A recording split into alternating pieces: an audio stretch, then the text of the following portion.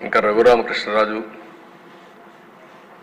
ఆయన విమర్శలు, ఆయన ఆ పార్టీలో ఉన్నాడు ఆ రోజు. ప్రజాస్వామ్యం ఎంత ఇది ఉందంటే ఆయన ఏదో రెండు విషయాల్లో డిఫర్ అయ్యాడని పోలీసులు అరెస్ట్ చేసి లాకప్లో చిత్రహింసలు పెట్టి కడాన్ ఆయన్ని ఎన్ని విధాలు చేయాలని ఆ రోజు చెప్పేవారు.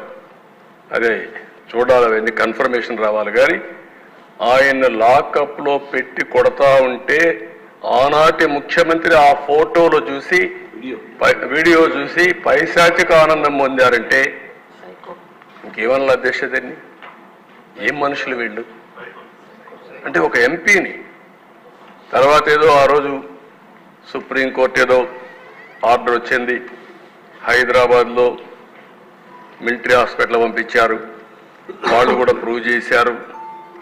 తర్వాత దిశ ఒక ఎంపీ 5 సంవత్సరాలు నియోజకవర్గానికి పోని ఎంపీ ఈ దేశంలో ఎవరన్నా ఉన్నారంటే అది కూడా ఒక రికార్డ్, రఘురామకృష్ణరాజు. ఎవరు ఉండరు అధ్యక్ష.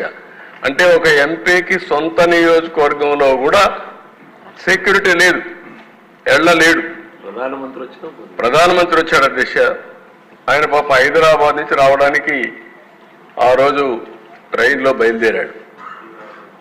బయలుదేరితే బేగంపేటకు వచ్చిన తర్వాత ఆయనకు మెసేజ్ వచ్చింది, నువ్వు ఈ ట్రైన్లో పోవద్దు, ఈ ట్రైన్లో పోతే నీ భోగి ఏదైతే ఉందో దానికి అగ్గిపెట్టి చంపేస్తారంటే సత్తెనపల్లి దగ్గర ప్లేస్ కూడా చెప్పి పలాని ప్లేస్లో వాళ్ళు రెడీగా ఉన్నారు, ఇది యాక్సిడెంట్ కింద క్రియేట్ చేస్తారు అంటే బేగంపేటలో దిగి వెళ్ళిపోయారంటే అది కూడా ప్రధానమంత్రి ప్రోగ్రామ్ కూడా పోలేకపోయిన పరిస్థితి ఒక ఎంపీకి ఉందంటే ఇంకా లా అండ్ ఆర్డర్ ఎక్కడుంది దిశ.